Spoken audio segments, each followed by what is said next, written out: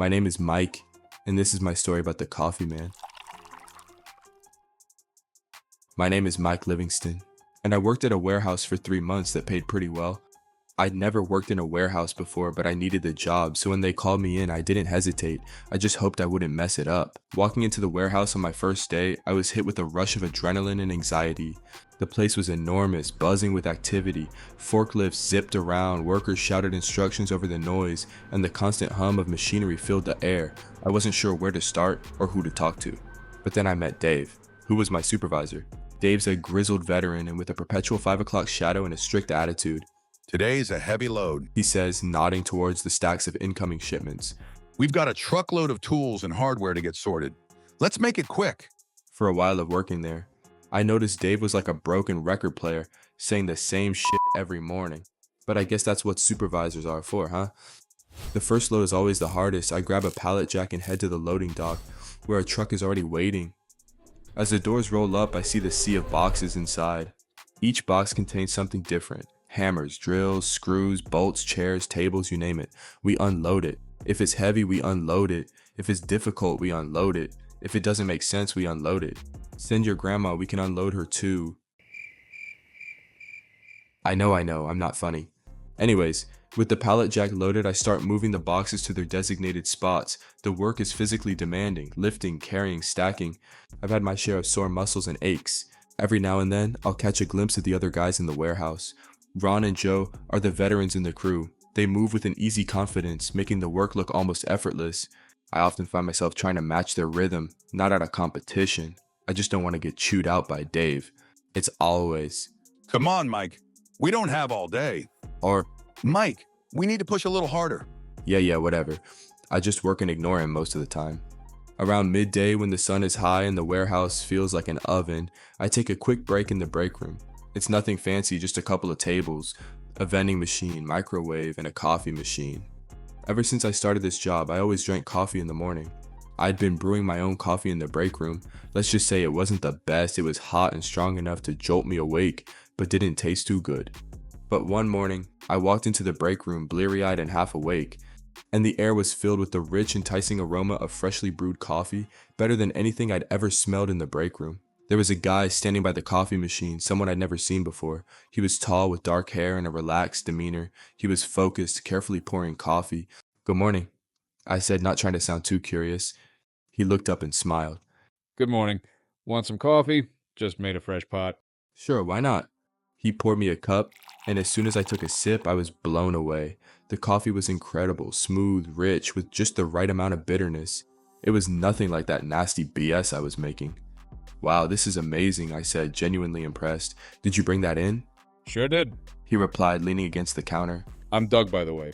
I've never seen you around. You must be new. "Nice to meet you, Doug. I'm Mike," I said, shaking his hand. "I started not too long ago. And seriously, this is the best coffee I've ever had." He chuckled, clearly pleased. They don't call me the coffee man for no reason. I owned a coffee shop back in New York, but I'm glad you like it. I bring a new flavor every morning. I'll place a note by the coffee machine so you know what flavor it is. I'll tell you a little secret. If you flip the note, the secret ingredient is on the backside.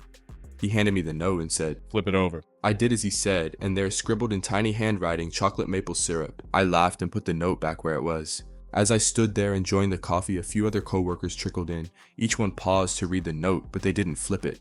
I looked back at Doug and he gave me a grin and a wink. He wasn't lying when he said it was a secret. The next morning I got to work early hoping to catch another cup. Sure enough, there was a fresh pot waiting, and this time the smell was different. Doug wasn't there this time, but his note was. The note read caramel vanilla swirl. As I picked up the note, turning it over in my hand, on the back in faint, almost invisible writing were a few words, nutmeg and cinnamon. The next day after that I arrived, eager to see if there'd be another note. The break room was empty, and a fresh pot was brewing. This time the note said blueberry muffin. And of course I flipped it over. It read cocoa powder, brown sugar, and a pinch of sea salt. There's something oddly satisfying about it, being the only one in the warehouse who knows why the coffee tastes so good. I'd watch my coworkers file into the break room, pour themselves a cup, and walk right past the note without even reading it. Weeks passed by, and every morning like clockwork, I'd walk into the break room and see it. A steaming cup of coffee, perfectly brewed, sitting by itself on the counter. Next to it, Doug's note. The strange thing about Doug was he was never around, but his coffee and notes were. Another coworker walked in. They gave me a nod and headed straight for the coffee. Morning, I said, watching them pouring a cup of coffee. Hey, have you seen Doug lately? He looked at me and gave me a strange look and said, Who's that? The guy that makes the coffee. Oh, you're talking about the nut job. Haha, you must not know. Know what? As I asked in confusion. He hesitated, glancing around the break room to make sure no one else was listening, then leaned in a bit closer. He got fired. Months ago, actually. I blinked, completely caught off guard. What, fired? But his coffee is still here every morning. He nodded as if he'd expected my confusion. Yeah, that's the thing. No one knows why, but he still comes in every morning to make the coffee. Rumor has it that he's plotting his revenge on everybody that works here. His revenge? Yes, his revenge. Everybody was kind of a dick to him, calling him all sorts of names, coffee geek, coffee nerd, they even called him espresso nutso. I stared at him, trying to wrap my head around what he was saying. So why is everyone still drinking his coffee if they think he's planning something? And how is he still getting in the building? I don't have all the answers, kid. All I know is that nobody takes him serious. Have you seen him? He wouldn't hurt a fly. He makes some damn good coffee, though. As he walked away, I thought to myself, if the rumor is really true, what is Doug planning to do? Weeks passed by, and I haven't been drinking the coffee ever since I was told about Doug's so-called revenge. But it had been one of those mornings, the kind where everything seemed to go wrong. My alarm didn't go off and the shower ran cold. To make it worse, the traffic was horrible while I was already running late. All I could think about as I rushed into the warehouse was coffee. I needed that pick-me-up more than anything. As I rushed to the break room, the coffee pot was full, still steaming and just waiting for me, but something else caught my eye. On the counter next to the coffee was a cake, a full, round chocolate cake with thick frosting and sprinkles on top, like something straight out of a bakery window. Like the coffee note, there was a cake note as well, that red chocolate fudge cake. The cake looked delicious, but I was already running late to have a slice. I just needed the coffee for now. I grabbed a cup and filled it halfway. But as soon as I took a sip, I knew something was wrong. It tasted off, bitter in a way that wasn't normal. While I was going for another sip, I heard, Mike, hurry your ass. We have a lot to unload. Dave was rushing me, so I chugged the rest of the coffee and ran into the warehouse. Hours passed by and we were already working on the third truck. It was a busy, fast-paced day. But by mid-morning, things took a turn for the worse. First it was Ron. He suddenly bolted from the warehouse floor, clutching his stomach. Then it was Jamie, one of the loaders. Same thing, pale face, sweating, and then she was gone. It didn't take long before half the warehouse was in and out of the bathroom looking like they'd been hit by a truck. After a while, my stomach began to hurt, but it wasn't as bad as everyone else's. Most of everyone in my area was in and out of the bathroom, so barely any work got done. I caught up with Dave. He looked miserable, hunched over his desk, sipping on water. Dave, you okay? I asked, knowing the answer before he even replied. He groaned, rubbing his temples. Do I look fucking okay? I don't know what's going on. It must be that damn cake and coffee Doug brought in. Then it clicked. Doug's revenge. I knew I should have put an end to him still coming in. We fired his ass for a reason. While Dave was still moaning and groaning, it was only right to do some investigation. I headed for the break room. The break room was empty and the smell of coffee still lingered in the air, mixed with a faint scent of cake. The note still there, sitting next to the now empty cake plate, and the coffee note was there as well, like usual. I walked over to the coffee, and this time the coffee note read bold roast, dark chocolate hints in neat, tidy handwriting.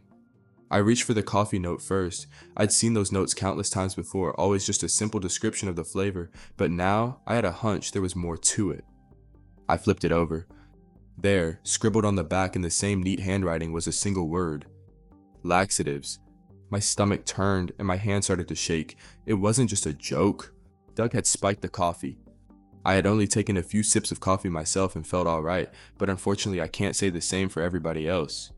My eyes shifted to the cake note, dread curling in my gut. I knew I had to check it, even though I didn't have a slice and I already had a bad feeling about what I'd find. Slowly, I reached out and flipped the note over. And the note read, My sh**. The words stared back at me. My stomach churned again, but this time with disgust. The cake wasn't just tainted, it was poisoned in the most vile way possible. I felt bad for everybody that ate the cake. It wasn't just cake, it was doo-doo cake. Better yet, it was doo-doo chocolate cake. Ooh, that's nasty. I'm glad I didn't have any. I also quit that day and didn't tell anybody about the coffee or the doo-doo cake. It was better off not telling them. it probably would have made things worse. Moral of the story, don't be mean to anybody that makes your food or drinks, cause they just might shit in it.